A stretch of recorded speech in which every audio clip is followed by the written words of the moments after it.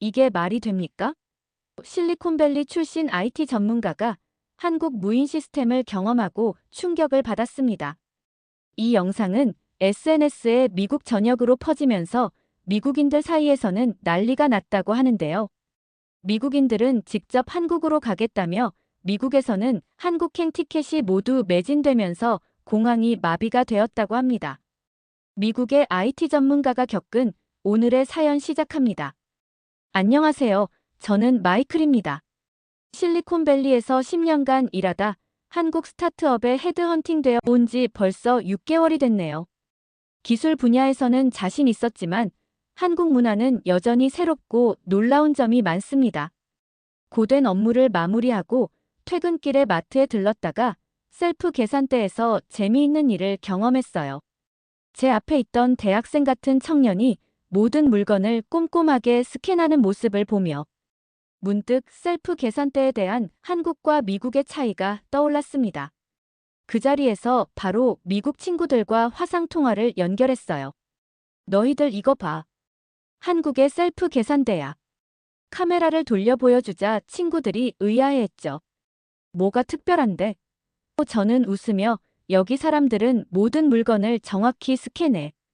아무도 물건을 훔쳐가지 않아. 라고 설명했습니다. 친구들의 반응이 폭발적이었어요. 진짜야? 아무도 안 훔쳐간다고? 감시 카메라가 엄청 많은 거 아냐? 친구 마이크는 믿지 않는 듯 실시간으로 좀 더 보여줘라고 요청했습니다. 셀프 계산대 주변을 천천히 비추자 더 놀라는 눈치였어요.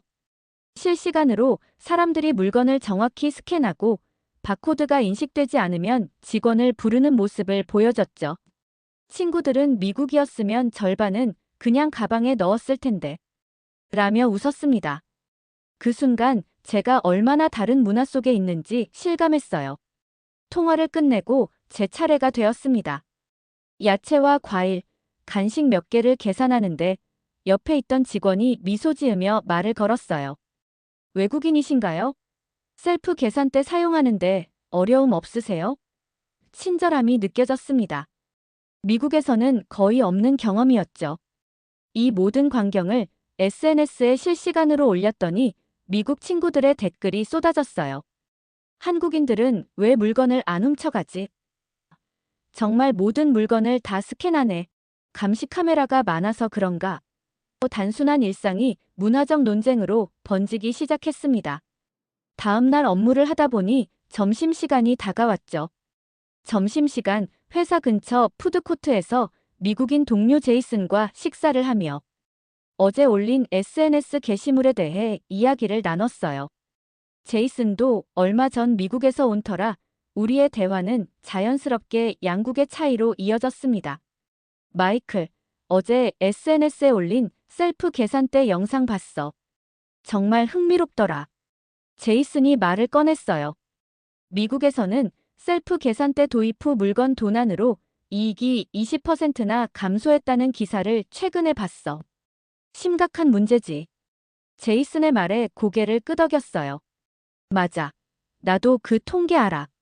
내가 살던 샌프란시스코 마트는 셀프 계산대를 절반으로 줄였어. 사람들이 너무 많이 훔쳐가서. 식사를 하면서 우리는 푸드코트 옆 편의점에서 대학생으로 보이는 젊은이들이 음료수와 과자를 사면서 꼼꼼하게 계산하는 모습을 목격했습니다. 한 학생은 바코드가 잘 인식되지 않자 직원을 불러 도움을 요청했어요. 이건 정말 신기해. 제이슨이 감탄했습니다. 미국이었으면 그냥 넘어갔을 텐데. 그 순간 제가 미국에서 마지막으로 셀프 계산대를 이용했던 경험이 떠올랐어요. 내가 출국 직전에 마트에서 본 광경이 기억나. 앞에 있던 사람이 비싼 스테이크를 들고 양파 코드로 계산하더라고. 그리고 주변 사람들은 아무도 신경 쓰지 않았어. 제이슨은 웃으며 그게 바로 스캔 게임이라고 불리는 거야. 미국에서는 일종의 스포츠처럼 여겨지기도 해라고 설명했어요. 우리의 대화를 들은 옆 테이블의 한국인 직원이 놀란 표정으로 물었습니다. 그런 행동을 해도 괜찮나요? 법적으로 문제 없나요? 제이슨과 저는 서로 쳐다봤어요. 물론 불법이죠. 하지만 미국에서는 많은 사람들이 대기업은 이미 충분히 돈을 벌고 있다거나 보험으로 다 처리할 거다라는 식으로 합리화해요. 그 한국인 직원은 고개를 절레절레 흔들며 이해가 안 되네요. 그건 그냥 도둑질 아닌가요? 라고 말했습니다. 그의 솔직한 반응에 저와 제이슨은 잠시 말을 잇지 못했어요. 그가 맞았으니까요. 이 대화는 자연스럽게 미국과 한국의 감시 문화에 대한 생각으로 이어졌습니다. 점심을 마치고 회사로 돌아가는 길에 건물 로비에서 보안 담당자를 마주쳤습니다. 김 팀장님은 CCTV 모니터를 점검하고 계셨어요. 아까 점심 때 나눈 대화가 생각나서 호기심에 다가가 물었죠. 한국은 CCTV가 정말 많네요. 이 건물에만 몇 대나 있나요? 김 팀장님은 웃으며 대답하셨어요. 이 건물에만 50대 정도 있습니다. 요즘은 기본이죠. 그 숫자에 놀랐습니다. 미국에 비해 정말 많네요. 프라이버시 문제로 논란이 없나요? 김 팀장님은 고개를 저으셨어요. 안전을 위한 거니까 대부분 이해하시죠. 범죄 예방에 효과적이고요. 그러다 문득 궁금하신 듯 질문하셨습니다. 미국은 CCTV가 많이 없나요? 지역에 따라 다르지만 한국만큼 많지는 않아요. 그리고 더 중요한 차이점은 말을 잠시 고르다가 이어갔습니다. 미국에서는 CCTV가 있어도 많은 사람들이 별로 신경 쓰지 않아요. 보이지 않으면 괜찮다는 식의 사고방식이 있거든요. 그 순간 건물을 나서던 동료 민지가 우리 대화에 합류했어요. 맞아요. 제가 미국 유학 시절에 놀랐던 게 그거였어요. 학생들이 감시 카메라가 없는 곳에서는 규칙을 잘 안 지키더라고요. 김 팀장님은 궁금해하셨어요. 그럼 미국에서는 CCTV 효과가 별로 없나요? 저는 오늘 아침에 있었던 일을 이야기했습니다. 제가 사는 아파트 엘리베이터에서 보니 누군가 음료수를 쏟았는데 바로 휴지로 닦은 흔적이 있더라고요. CCTV가 있어서 그랬을 수도 있지만 제 한국인 이웃들은 감시 여부와 상관없이 그렇게 했을 것 같아요. 민지가 웃으며 말했어요. 그건 당연한 거 아닌가요? 내가 더럽혔으면 치워야죠. 이 대화를 통해 다시 한번 문화적 차이를 느꼈습니다. 한국인들에게 정직하게 행동하는 것은 감시 때문이 아니라 내면화된 가치관 때문인 것 같았어요. 이런 생각을 하며 그날 저녁 퇴근 후 마트에 들러보기로 했습니다. 그날 퇴근길에 대형마트에 들러 장을 봤습니다. 금요일 저녁이라 사람들로 붐볐어요. 계산대마다 긴 줄이 서 있었지만 셀프 계산대는 비교적 원활하게 돌아가고 있었습니다. 장바구니에 식료품을 담고 셀프 계산대 쪽으로 향했어요. 10대 정도 있었는데 각각 사람들이 차례를 기다리며 줄을 서 있었죠. 줄을 서면서 사람들의 행동을 관찰했습니다. 앞에 서 있던 주부로 보이는 여성은 꽤 많은 물건을 가지고 있었어요. 하나하나 꼼꼼하게 스캔하는 모습이 인상적이었습니다. 바코드가 잘 인식되지 않는 상품이 있자 여러 번 시도한 후에 직원을 불러 도움을 요청했죠. 제 차례가 되어 계산을 시작했습니다. 옆 계산대에서는 60대 정도로 보이는 남성이 휴대폰을 보며 물건을 스캔하고 있었어요. 그런데 실수로 같은 물건을 2번 스캔한 것 같았습니다. 화면을 보더니 즉시 직원을 불러 상황을 설명했고 직원은 한 개를 취소해 주었어요. 계산을 마치고 나오는 길에 마트 매니저로 보이는 분이 지나가셨습니다. 호기심에 말을 걸었어요. 실례지만 한국에서 셀프 계산대는 잘 운영되고 있나요? 도난 같은 문제는 없나요? 매니저님은 미소 지으며 대답하셨어요. 처음 도입했을 때보다 훨씬 안정적으로 운영되고 있습니다. 오히려 일반 계산대보다 효율이 좋을 때도 있어요. 도난율은 1% 미만이고 일부 실수로 이중 결제되는 경우도 있어서 오히려 이익이 조금 더 나기도 합니다. 그 말을 듣고 놀랐어요. 미국에서는 셀프 계산대로 인해 이익이 20%나 감소했다는 보고가 있는데요. 매니저님은 고개를 끄덕이셨습니다. 들은 적 있어요. 문화적 차이겠죠. 우리는 오히려 셀프 계산대 도입 후 매출이 10% 정도 증가했어요. 계산 속도가 빨라지니 더 많은 고객을 응대할 수 있거든요. 이 대화를 나누면서 같은 기술이라도 사회적 맥락에 따라 완전히 다른 결과를 낳을 수 있다는 점을 다시 한번 실감했습니다. 이런 생각을 하며 마트를 나와 산책을 즐기다 놀라운 발견을 했습니다. 날씨도 선선하고 산책을 여유롭게 즐기고 있었죠. 마트에서 나와 동네를 산책하던 중 24시간 무인 편의점이라는 간판이 눈에 들어왔습니다. 호기심에 이끌려 문 앞에 다가갔더니 카드 인식기가 있었어요. 신용카드를 태그하자 문이 열렸습니다. 안에 들어가 보니 정말 직원이 한 명도 없었어요. 일반 편의점처럼 음료수, 과자, 생필품이 진열되어 있고 한쪽에는 셀프 계산대만 있었습니다.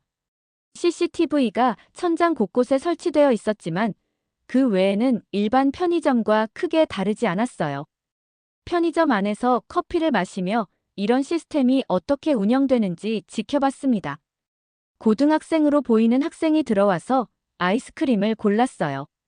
계산을 마치고 나가는 모습을 지켜봤는데 놀랍게도 아무런 문제 없이 정확하게 계산하고 나갔습니다. 이런 시스템이 미국에 있다면 어떻게 될지 상상이 안 됐어요. 아마도 하루도 못 버티고 물건이 다 없어질 거예요. 이곳에서는 모든 것이 정상적으로 작동하고 있다는 게 놀라웠습니다. 잠시 후 다른 고객이 들어왔어요. 30대 초반으로 보이는 남성인데 도시락과 음료수를 집어들었습니다. 그런데 실수로 음료수 하나를 떨어뜨렸어요. 유리병이 깨진 게 아니라 다행이었지만 그의 반응이 인상적이었습니다.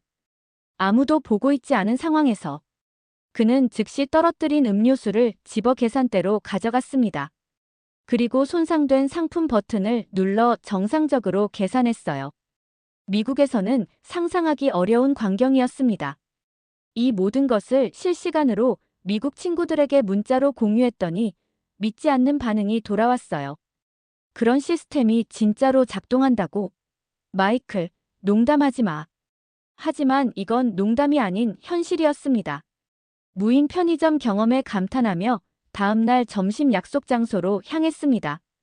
다음날 점심시간, 동료들과 함께 회사 근처 빵집에 갔습니다. 마이클, 이 빵집은 특별한 시스템이 있어요. 한번 경험해보세요. 라고 민지가 말했어요. 호기심을 안고 들어가니 일반적인 빵집 분위기였습니다. 다양한 빵과 케이크가 진열되어 있었죠. 동료의 안내에 따라 트레이를 들고 원하는 빵을 골랐어요. 크로와상, 초코머핀, 치즈빵을 담았습니다. 계산대로 향했는데 특이한 장치가 눈에 들어왔어요. 트레이를 올려놓는 테이블 위에 카메라가 설치되어 있었습니다. 민지가 그냥 트레이를 저기 올려놓으면 돼요라고 말했어요. 트레이를 올려놓자 놀라운 일이 벌어졌습니다. 카메라가 트레이의 빵을 스캔하더니 옆 화면에 제가 고른 3가지 빵이 정확하게 표시됐어요. 바코드도 없고 일일이 스캔할 필요도 없이 AI가 자동으로 인식한 겁니다. 와, 이건 정말 혁신적이네요. 라고 말했더니 계산원이 웃으며 대답했어요. 요즘 대형 빵집은 거의 다 이런 시스템을 사용해요. 편하죠? 기술자로서 호기심이 발동했습니다. 실수하는 경우는 없나요? 비슷하게 생긴 빵도 구분할 수 있나요? 계산원은 자신있게 말했어요. 99% 정확도를 가지고 있어요. 가끔 새로운 빵이나 특별한 경우에만 수동으로 입력합니다. 테스트해보고 싶어서 다시 진열대로 가서 비슷하게 생긴 2종류의 치즈빵을 트레이에 담았습니다. 계산대로 돌아와 트레이를 올려놓으니 AI는 정확하게 2빵을 구분해냈어요. 정말 놀라웠습니다. 동료 정우가 설명해줬어요. 이 시스템 덕분에 계산 오류가 크게 줄었대요. 직원이 수백 가지 빵을 다 외울 필요가 없으니까. 민지가 덧붙였습니다.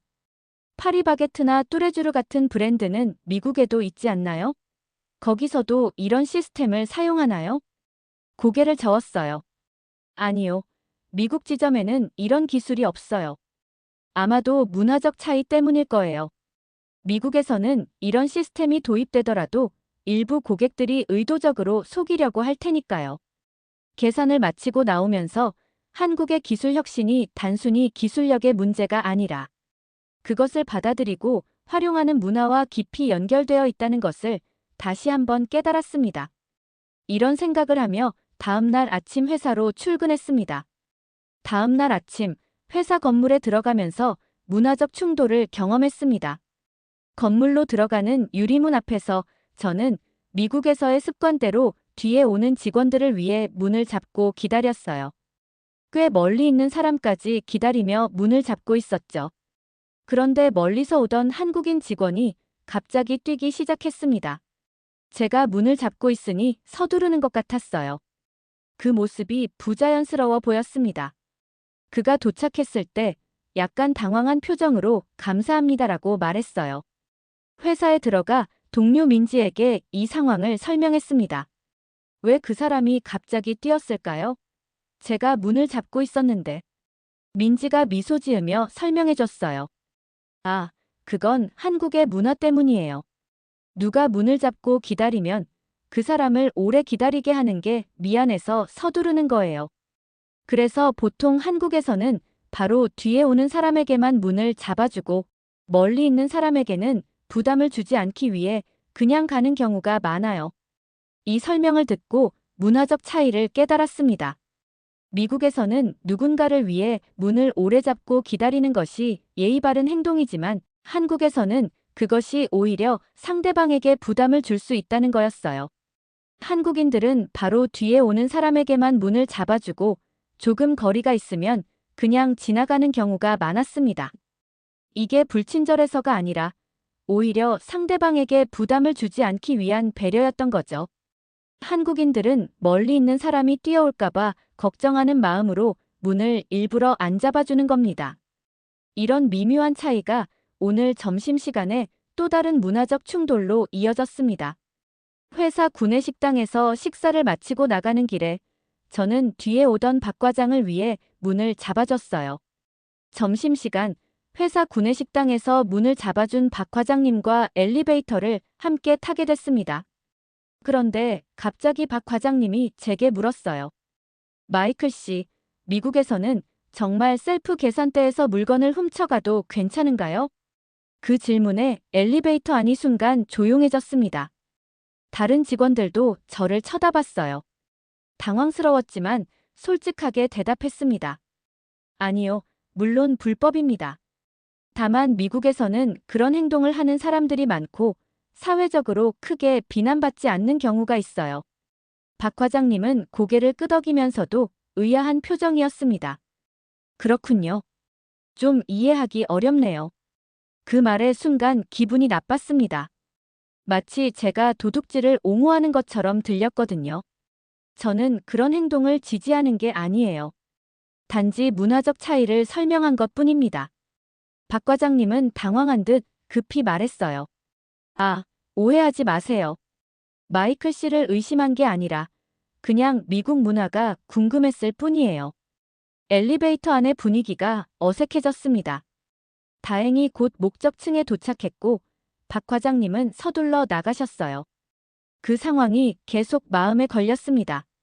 오후에 팀 회의가 있었는데 박 과장님이 회의실 앞에서 저를 기다리고 있었어요. 마이클 씨, 점심시간에 불편하게 해드려 죄송합니다. 제 질문이 실례였던 것 같아요. 솔직한 사과에 마음이 풀렸습니다. 아니에요, 괜찮습니다. 문화적 차이에 대해 질문하는 건 자연스러운 일이에요. 박 과장님은 미소를 지으며 말을 이어갔습니다.